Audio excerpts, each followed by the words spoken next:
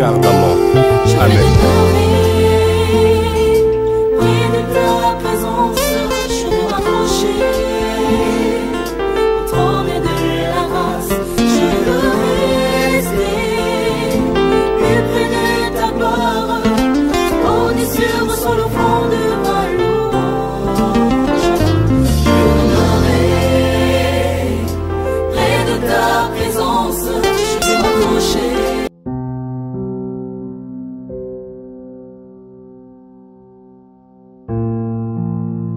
Bien-aimés dans le Seigneur, je vous salue au nom de notre Seigneur Jésus-Christ de Nazareth. Je suis là au-dessus du temple de la 12e au jeu de Bethesda. Vous êtes en train de voir, nous sommes en plein chantier. Et si nous sommes là, c'est pour vous présenter l'œuvre que vous avez faite. C'est une œuvre qui vous appartient. Nous l'avions commencé avec le serviteur de Dieu qui nous a laissé paix à son âme. Mais l'œuvre de Dieu est là et cette œuvre continue. Présentement, nous sommes au niveau de la toiture. Ce que vous voyez là-bas, c'est la toiture qui est en train d'être arrangée. Comme vous le savez, pour certains, nous sommes durant une opération que nous avions appelée opération Toll. Dans cette opération Toll, ça consiste à donner pour chaque chrétien, que tu sois de Bethesda, que tu sois habitant de la ville de Kisangani, seulement une tolle pour notre Seigneur. Et si vous avez au-delà, parce que chacun donne par rapport aux bénédictions qu'il reçoit du Seigneur. Donc vous donnez une tolle, même plus, même 100, même 20, même 30, ça va contribuer à l'œuvre du Seigneur. Nous avions fixé conventionnellement les prix à 20 $ la tolle. L'opération avait commencé depuis le mois de janvier. Pour le moment, nous avons vraiment évolué. Tous les serviteurs dédiés ainsi que les supports à construction vous remercient abondamment. Vous avez contribué et l'opération tolle marche très bien.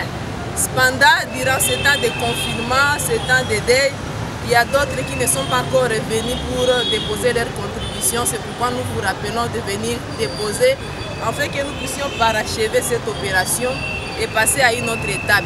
Si vous avez encore vos jetons de souscription, venez donner, venez remettre. C'est pour la gloire de notre Seigneur. Et nous croyons que le Seigneur qui ne reste pas avec la dette de ses enfants va vous bénir. Il va vous retourner cela au centuple et ça sera pour sa gloire et son honneur. À ce qui concerne les modalités, nous avons ici en bas notre bureau administratif qui est tenu par notre diacre, Papa Kiliopa. Donc si vous avez l'argent, vous êtes sur place ou bien vous voulez envoyer un frère ou bien une sœur déposer pour vous. Le bureau est ouvert chaque jour, du lundi à dimanche. Le bureau de la diaconat, c'est notre bureau administratif, vous pouvez y déposer votre argent. Aussi pour les frères et sœurs qui sont en dehors de la ville. Sur notre bande défilante, vous allez voir les numéros Vodacom qui s'affichent là où vous pouvez envoyer par M-Pesa. Au-delà du numéro Vodacom, il y a un numéro de compte bancaire qui s'affiche là où vous pouvez déposer si vous avez le temps vos argents à la banque et ça va parvenir à l'église. Nous vous remercions encore pour vos contributions et nous voulons que notre Seigneur vous bénisse abondamment.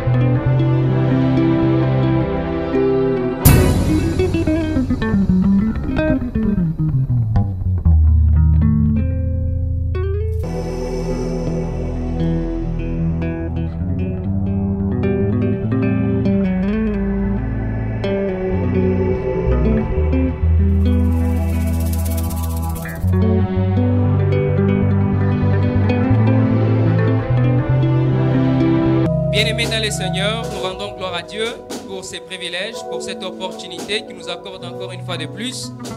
Nous vous disons bienvenue dans notre émission spéciale Bethesda. Sur ce, nous allons ouvrir nos Bibles, nous allons lire un passage. Nous sommes dans Lamentation, chapitre 3, verset 22. La Bible nous dit ceci: les bontés de l'Éternel ne sont pas épuisées, ses compassions ne sont pas à leur terme. Oui, bien-aimés dans le Seigneur, les bontés de l'Éternel ne sont pas épuisées. Chaque jour, chaque instant, Dieu ne cesse de se manifester dans nos vies. Voilà pourquoi, pour cette émission Ce matin, nous allons rendre gloire à Dieu pour toutes les bonnes choses qui ne cessent d'accomplir dans nos vies. Nous allons lui dire merci. Nous allons élever son nom parce qu'il n'y a que lui seul qui peut nous maintenir en vie tel que nous sommes. Prions tous ensemble. Rendons gloire à Dieu. Prions. Seigneur, nous te rendons gloire. Merci pour ce temps merveilleux. Merci Seigneur parce que tu es le Dieu vivant. C'est celui qui règne et qui vit à jamais. C'est celui qui a fait de nous ce que nous sommes aujourd'hui. Tendre Père, Seigneur, nous t'en sommes infiniment reconnaissants. Voilà pourquoi, ô Éternel, Seigneur, à ce moment précis, ce privilège qui nous est donné, nous te rendons gloire. Sois béni à jamais, ô Éternel, dans nos vies, dans nos familles, ô Seigneur. Béni sois-tu, Shiloh. Béni soit-il notre Dieu. Béni soit-il, ô Yahweh. Béni soit-il, tendre Père. Reçois la gloire. Reçois la louange, ô notre Dieu. Merci, tendre Père, Seigneur. Merci nous pour sommes ta paix. infiniment reconnaissants. Merci pour ta Nous sommes fidélité, infiniment Jésus. reconnaissants, Seigneur. Sois béni gloire, pour tout ce que nous avons Jésus. et tout ce que nous n'avons pas, Car tu Seigneur règnes, Dieu. tu vis pour Tu les demeures siècles Dieu, des ô siècles, éternel Jésus. Dieu. Tu es celui qui a créé les ciels et la terre. Zambe C'est celui qui a fait monene, tout, ô éternel Dieu. Zambe Par ta parole, tu as créé tout, ô monene, éternel Dieu. Zambe Merci pour ta nanga, merveille. Au nom de Jésus, Seigneur. Au nom de Jésus, ton Père. Reçois la gloire, Seigneur. Zambe monene, Zambe Merci, Te rendons monene, gloire, Seigneur Dieu Tout-Puissant. Zambe Pour cette nanga, semaine qui vient de s'achever. mosu Pour tous ces 4 mois que l'on vient de swazalite. passer. Seigneur Dieu Tout-Puissant dans les Yo confinements. nde spécialiste akokausa pinjoli Merci, na Seigneur Dieu mitema ya Tout-Puissant, bato. pour la provision. Zambo Merci, akausaka Seigneur Dieu pinjoli Tout-Puissant, etangi nanu te. l'assurance. Merci, Osilisi Seigneur yango Dieu na Tout-Puissant, mitema de pouvoir te. ressourcer. Histoire mpe Merci, ekoyebana te. boyei na yo epanzaka Seigneur, tu es matanga grand. mpe bato bapanzani. Tu es grand. sokoyaka te mbeti lelo lazalaza na La kunda nzambe. grandeur, Seigneur, est yakaka mingi na bomoi na ngai yesu. nzambe mosusu azali te yo nde nzambe monene boye. nzambe monene boye yawe. nzambe na ngai. Alléluia. Yahweh, Seigneur. Seigneur Dieu, Yemba personne n'est comme nzambe toi. monene. Personne n'est comme toi, Yahweh, nzambe monene boye yawe. Notre Père Dieu. nzambe na ngai. Voyons combien de fois tu agis construit. kola mosali etungisi motema na ngai yesu. nzambe monene boye yawe. nzambe na ngai. Alléluia. aye nakola na nzembo na monoko koyembelaka yo mokonzi. nzambe monene boye yesu yewe. nzambe monene boye ai.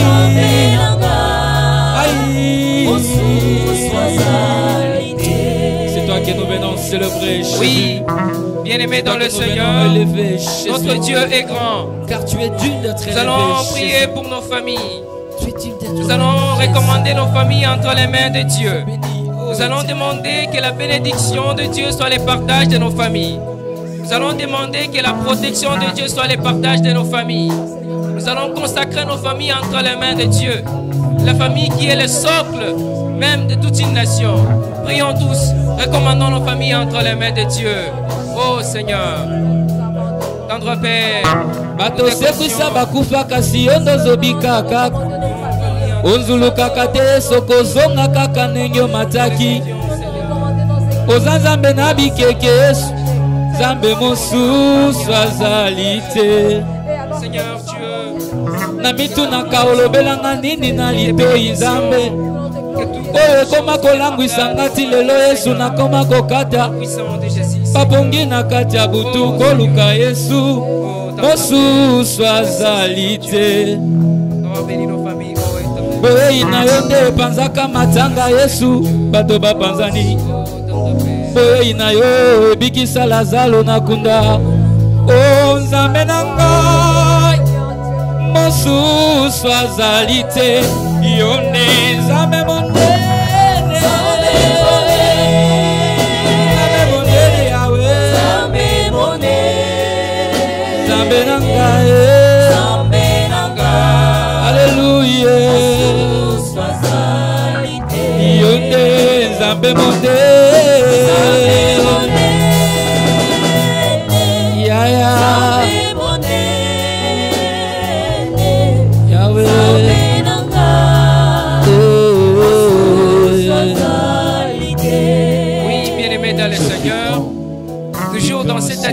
Où nous reconnaissons la grandeur de notre Dieu.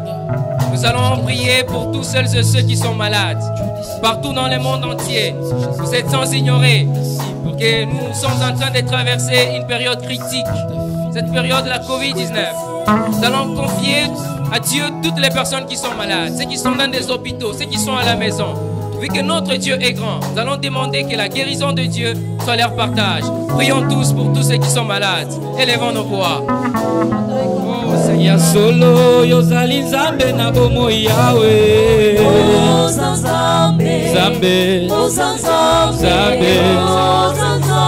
Zambe Yawe nalobi lisusu yoza Nzambe na bomo yawe obengi biso liboso na yo kosala biso bolango Zamba surprise inatendue eza seyo Yawe uko Bwana wa majeshi Bwana wangu uko Bwana Bwana uko Bwana Bwana kweli hakuna mwingine hakuna Mungu kama wewe hakuna Mungu kama wewe hakuna Mungu kama wewe Mungu asema kweli hakuna Mungu kama wewe hakuna Mungu kama wewe hakuna Mungu kama wewe Baba wangu nasema Baba kwa mbinguni nasema Baba o Baba nasema Baba o ndiye mwamba ni salama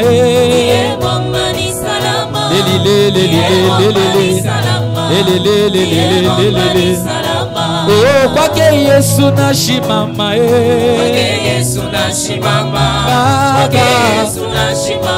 Yawe asite ple nazali kaka mwana na yo mwana moke Yesu Yawe oh papa sembola loboko Yawe Yawe oh Baba wa mbinguni hakuna kama wewe Baba wa mbinguni hakuna kama wewe Yawe Baba wa mbinguni hakuna kama wewe Baba wa mbinguni Yawe kama wewe oh ambia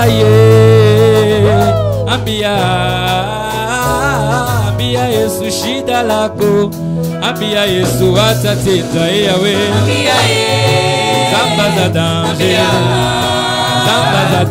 Yesu shida lako Yawe Yesu anaweza oh ambia Yesu shida lako ambia Yesu atatenda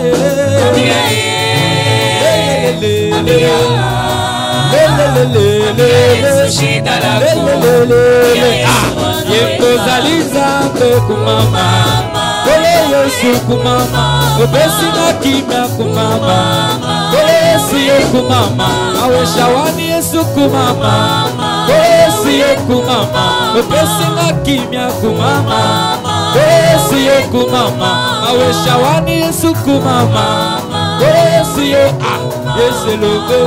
elobe Yesu elobe Siya Yesu elobe nangale Siya Yesu elobe nangale Itumbe zalaki awa uta oya ekena nango Lilelo ezalaki awa uta ya ekenda nango kasi kabolama itoleka nzela Yesu kabolama itoleka nzela Esengwa motema nanga elongo na banje toyembize Yesu esengwa motema nanga kasi kabola on y va sakubala nzanza nakazusa kaza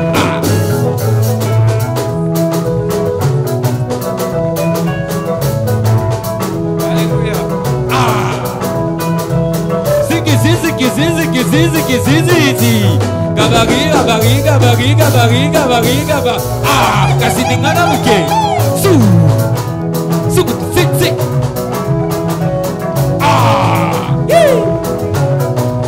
kole Yesu yakananu kasi bekai su sik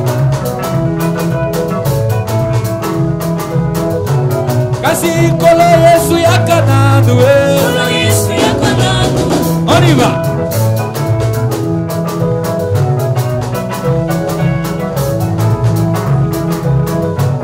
Kasi timakinda yakananu bengai sakubara nzanza si zagazu inelaye on y va.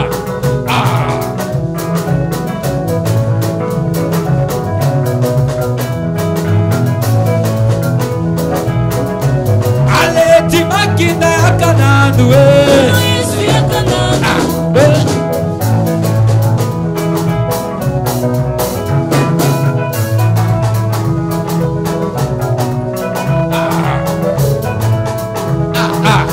ale kasi kabolama itoleka nzela kabolama itoleka nzela Yesu yotesengwa motema nanga elongo na banje toyembizembo yotesengwa motema nanga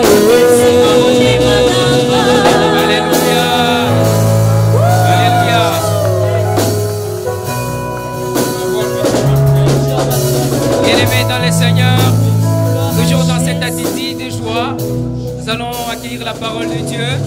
Tu vas disposer ton cœur, tu vas demander à ce que Dieu puisse t'aider afin que cette parole puisse entrer dans ton cœur et que ça puisse produire des fruits dignes de la repentance.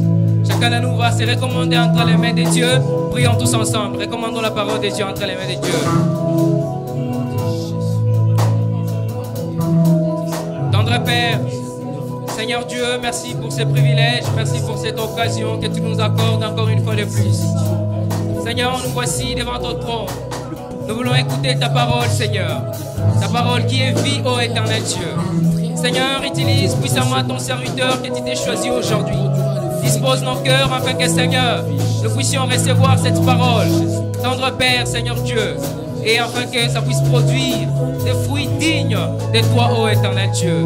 Agis davantage, ô éternel, par le nom puissant de Jésus, que nous t'avons ainsi prié. Ainsi nous disons Amen.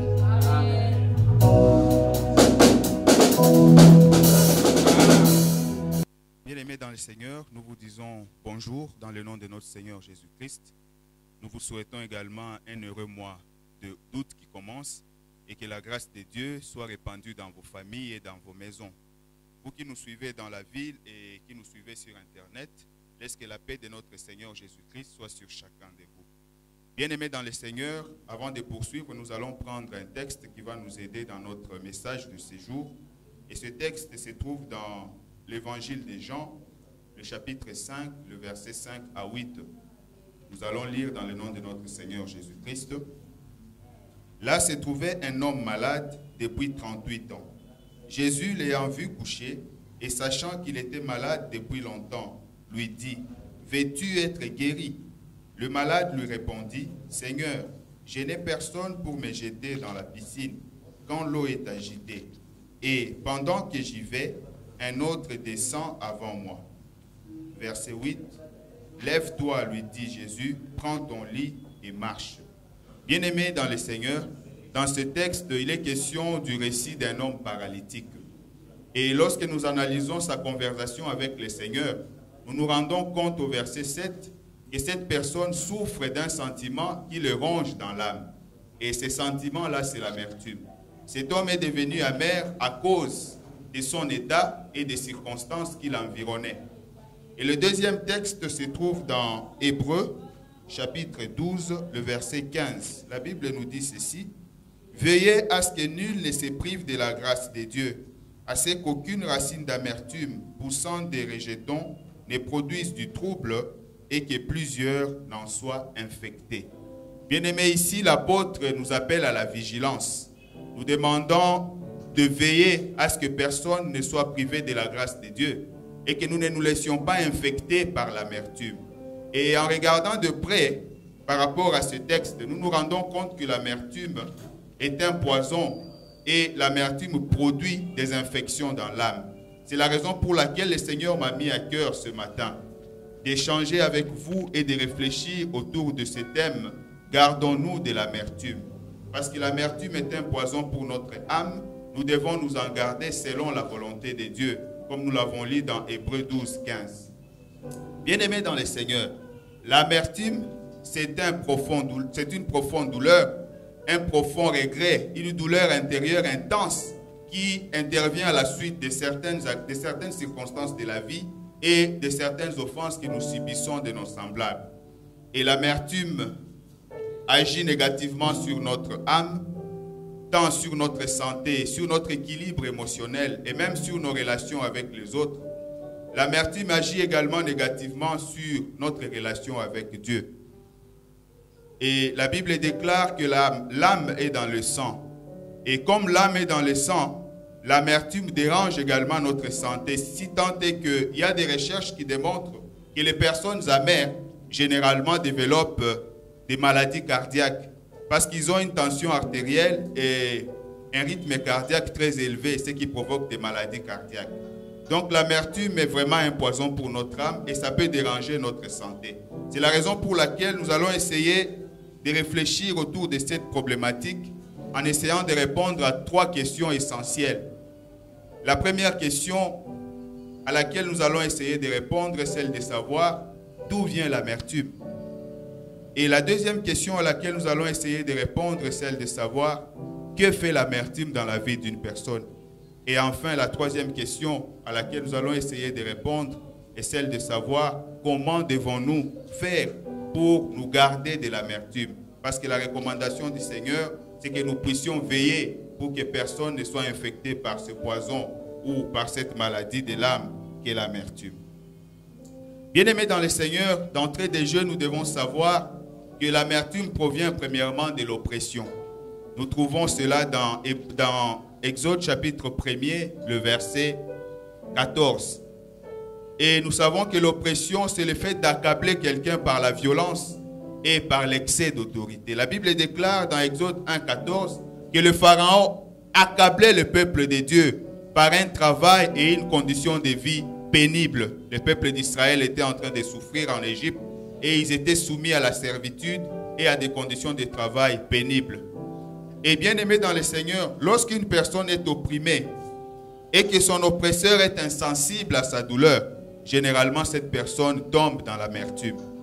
Et aujourd'hui, nous voyons beaucoup de crimes qui se commettent, qu'on appelle des actes terroristes, ou même des conflits armés qui ont trait aux problèmes que les gens rencontrent dans la vie, notamment les conflits identitaires, sont dus au fait que ces personnes-là ont été opprimées et que cette oppression les a amenés dans l'amertume et cette amertume les a conduits à se conduire tels qu'ils le font.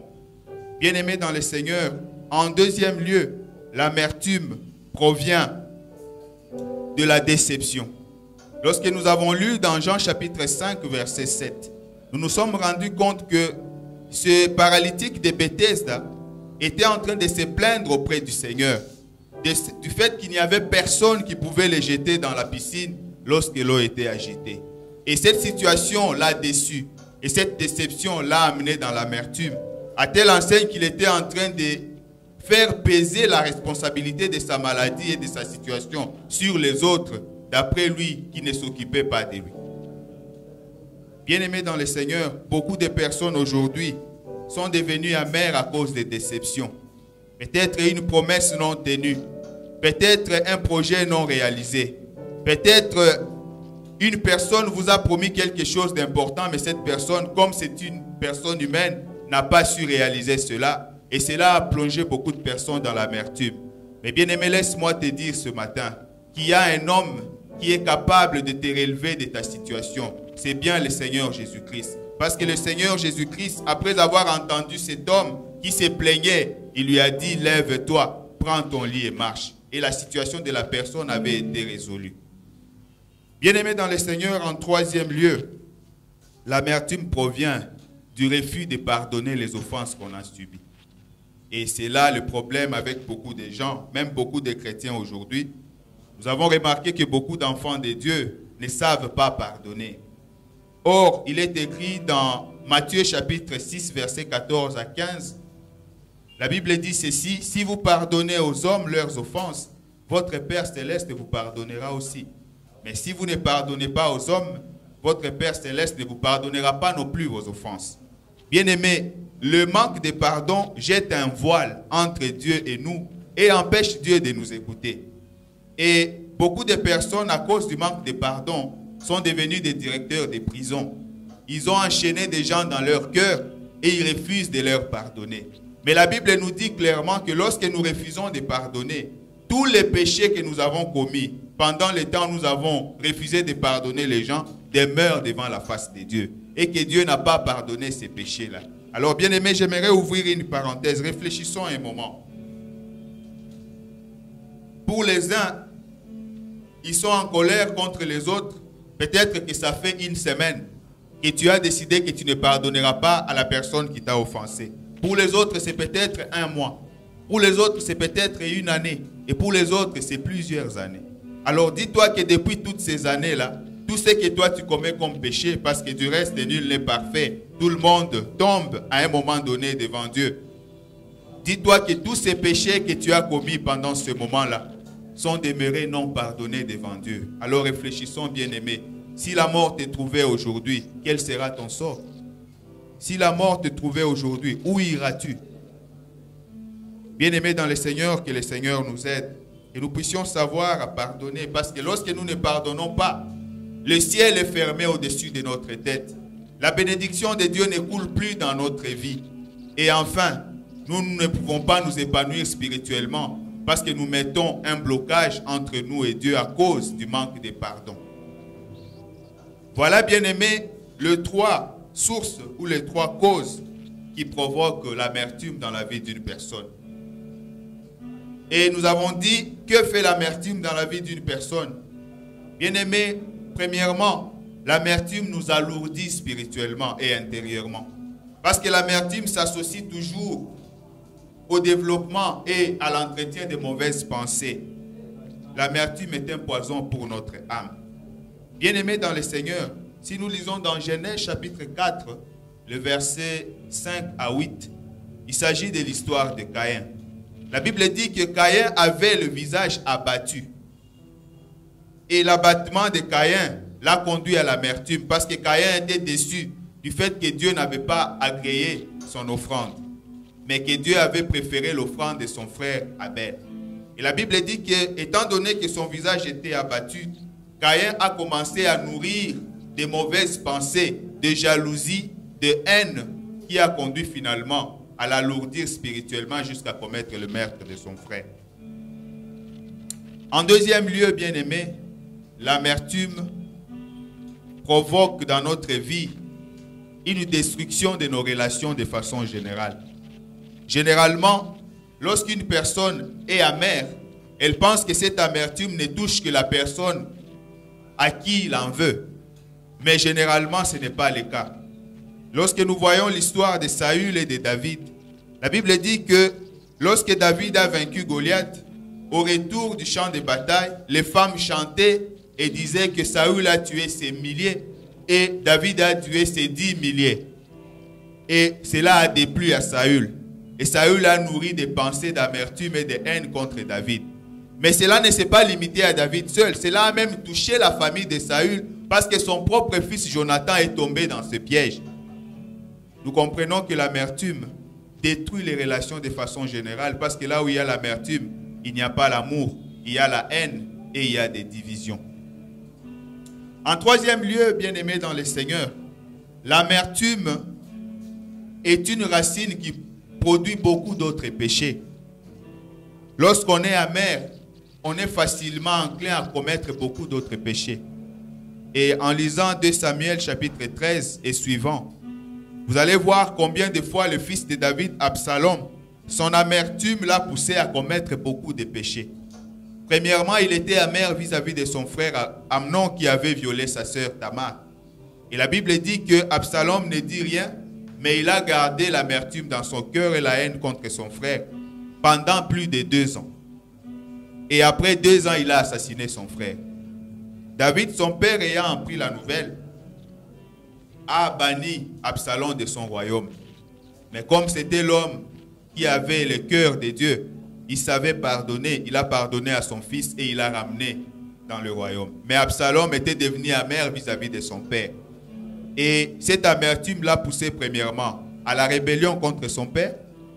Cette amertume l'a poussé à la trahison contre son père. Et cette amertume l'a poussé même à déshonorer les femmes de son père.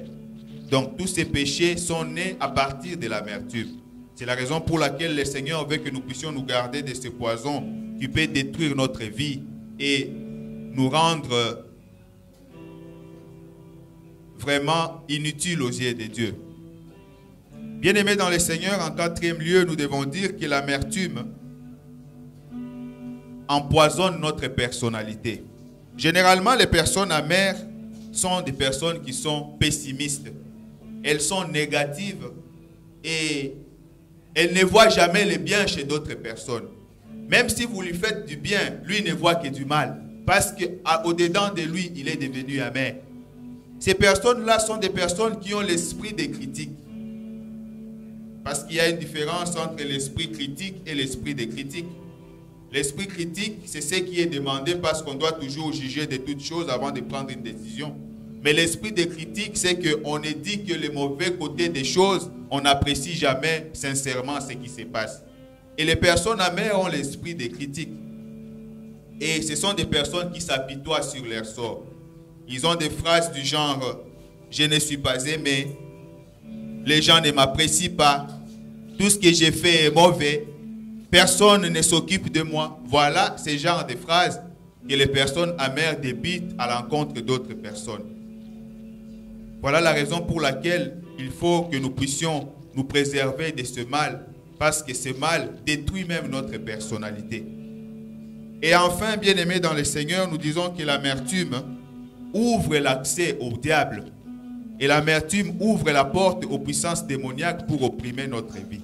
Parce que nous avons dit que l'amertume, généralement, s'associe à des mauvaises pensées, s'associe également aux mauvais penchants qui nous poussent vers le péché. Cela noircit notre cœur parce que nous sommes amers.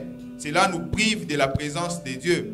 Et la conséquence, c'est que lorsque Dieu n'est pas là, c'est le diable qui prend le dessus sur cela.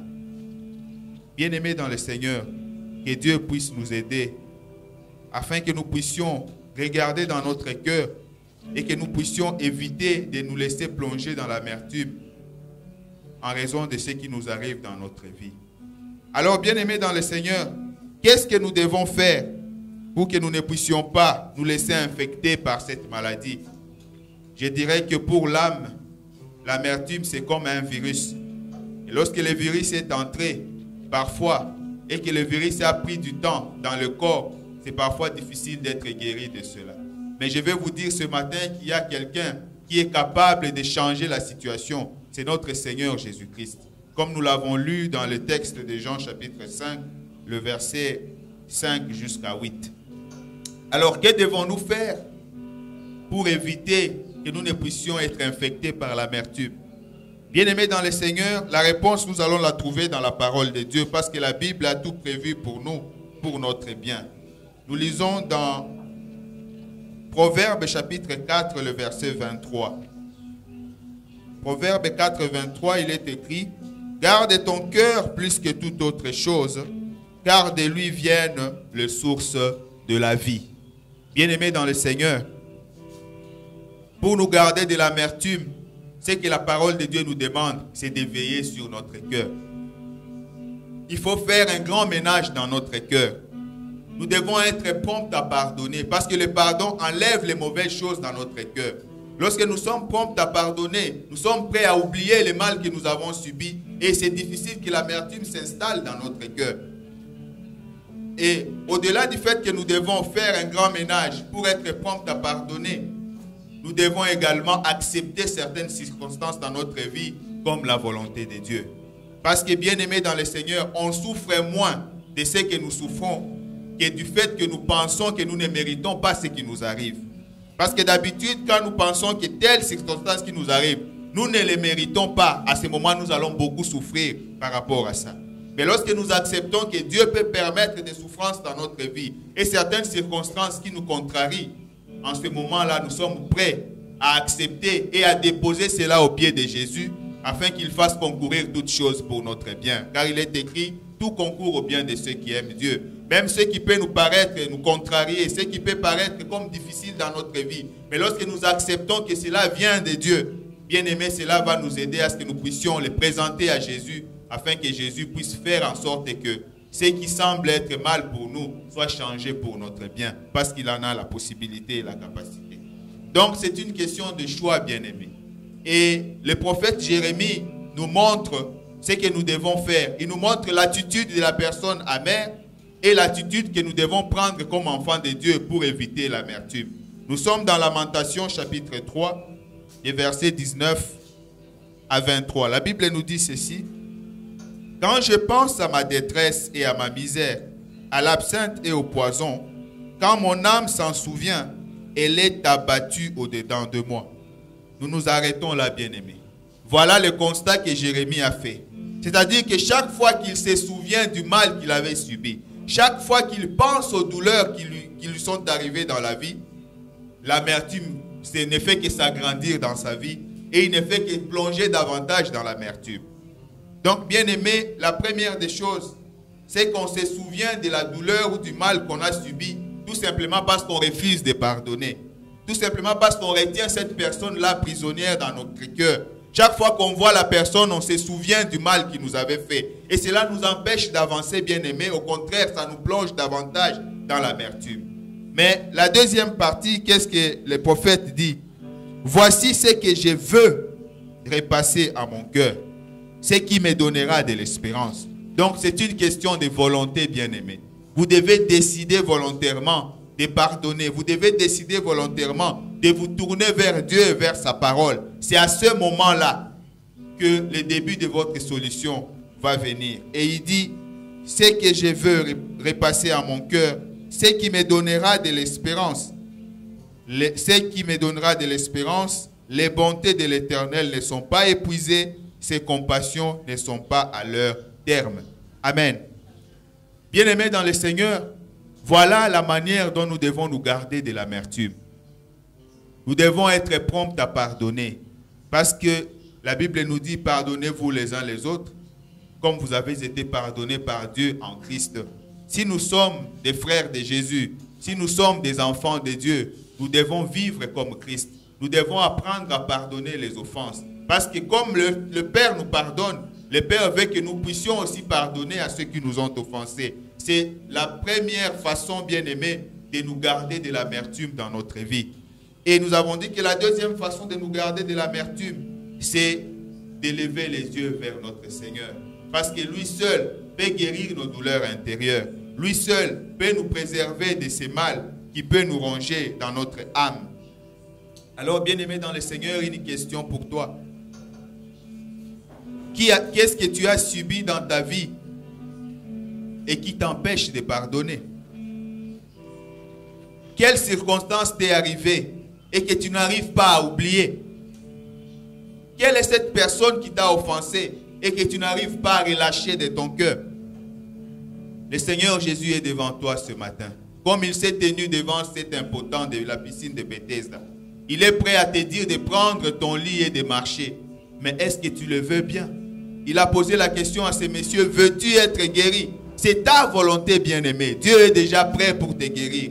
Mais il veut que toi, tu t'associes à lui pour que tu lui dises ce qui te tourmente, pour que tu lui dises ce qui te préoccupe, pour que tu lui dises ce qui te fait pleurer toute la nuit, pour que tu lui dises tes insuffisances, tes incapacités, ton manque de pardon, tes douleurs intérieures, que tu les dises à Jésus parce qu'il est prêt, ce moment, à t'enlever cela dans ta vie. Et tu pourras te réjouir de la grâce de Dieu. Tu pourras te réjouir de la bonté de Dieu. Le Seigneur Jésus est prêt à te dire, lève-toi et marche. Mais ce qu'il veut seulement, c'est que tu lui dises, Seigneur, me voici au-devant de toi. Je reconnais mon incapacité de pardonner. Je reconnais la douleur qui me ronge depuis des années. Mais je veux le déposer à tes pieds. Je veux que toi, mon Seigneur, tu puisses me soutenir et me donner la force de me lever encore et de marcher. Bien que les déceptions sont arrivées, les bontés de l'Éternel ne sont pas encore épuisées, bien-aimés. Bien que tu as souffert pendant longtemps, ces bontés durent encore éternellement. Et le Seigneur est capable de te relever encore. Là où les gens t'ont vu amer, ils sont capables de voir que tu es devenu une personne douce. Tu es devenu une personne compréhensible. Tu es devenu une personne optimiste. Tu es devenu une personne qui rend grâce à Dieu dans son dire, dans son faire et dans son comportement.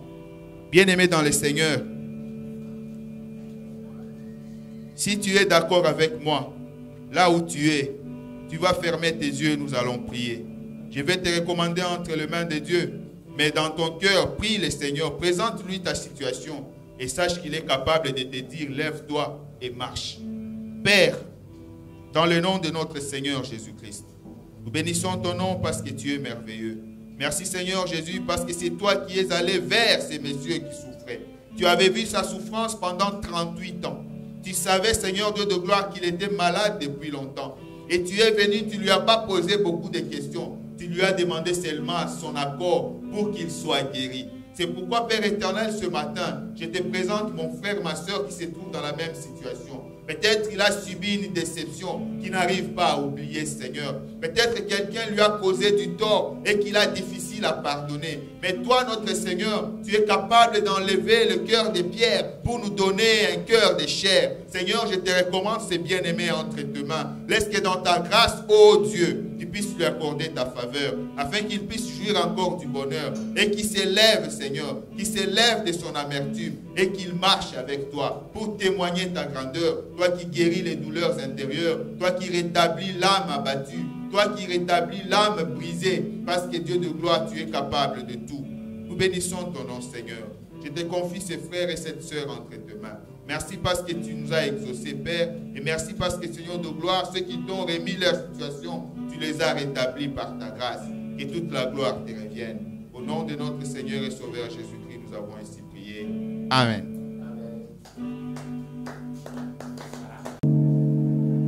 Bénissons ton nom, notre Père. Miséricorde insondable, Dieu peut-il tout pardonner, absoudre un si grand coupable et mes péchés oubliés. Jésus, je viens à toi, tel que je suis, je viens à toi. Jésus, je viens à toi, tel que je suis. Prends-moi, Jésus, je viens à toi, tel que je suis, je viens à toi. Jésus, je viens à toi, tel que je suis. Prends-moi. Oui, bien-aimés dans le Seigneur, nous nous approchons vers notre Dieu tel que nous sommes. Nous disons à Dieu merci d'avoir passé ce bon moment. Nous avons parole, dont les thèmes étaient « Gardons-nous de l'impertible ». Nous osons croire que là où vous êtes, vous avez été bénis. Vous avez reçu de la part de Dieu ce qu'il a prévu pour vous ce dimanche. Nous poursuivons toujours avec nos programmes, mais nous tenons ici à signaler que le dimanche prochain, le dimanche 16 août, nous serons plus confinés, mais cependant, nos églises seront ouvertes. Et donc, nous vous invitons de venir et nous allons célébrer ensemble après ces moments que nous avons passés dans nos cellules, dans nos chambres, en train de prier. Alors, pour nos adresses, l'adresse Facebook, pour ceux qui veulent nous suivre sur notre adresse Facebook, c'est 12TH, TH en minuscule, AOG Bethesda officiel. Sur YouTube, c'est 12TH, TH toujours en minuscule, AOG Bethesda. Et notre adresse, bien évidemment, c'est au boulevard du 30 juin, espace 3000, numéro 17. Que Dieu vous bénisse et que nous puissions nous retrouver à la prochaine.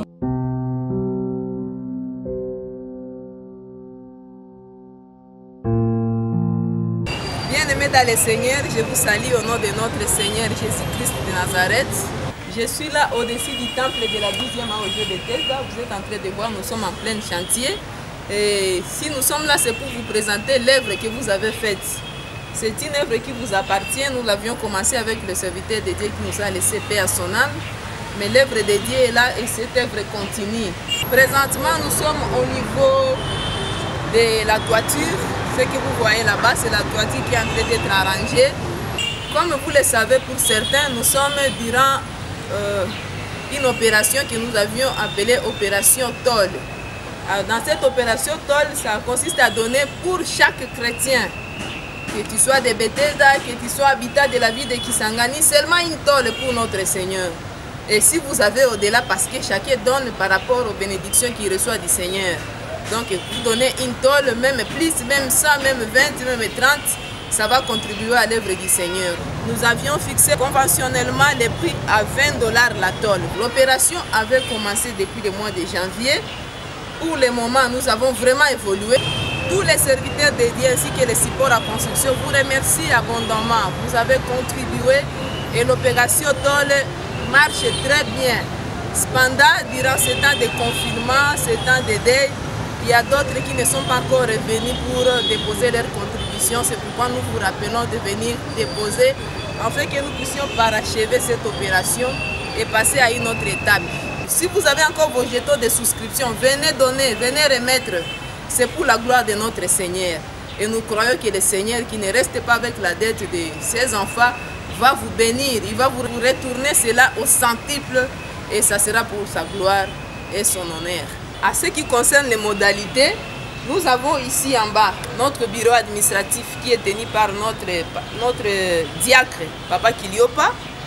Donc si vous avez l'argent, vous êtes sur place ou bien vous voulez envoyer un frère ou bien une sœur déposer pour vous. Le bureau est ouvert chaque jour, du lundi à dimanche. Le bureau de la diaconat, c'est notre bureau administratif, vous pouvez y déposer votre argent. Aussi pour les frères et sœurs qui sont en dehors de la ville. Sur notre bande défilante, vous allez voir les numéros Vodacom qui s'affichent là où vous pouvez envoyer par M-Pesa. Au-delà du numéro Vodacom, il y a un numéro de compte bancaire qui s'affiche là où vous pouvez déposer si vous avez le temps vos argent à la banque et ça va parvenir à l'église. Nous vous remercions encore pour vos contributions et nous voulons que notre Seigneur vous bénisse abondamment.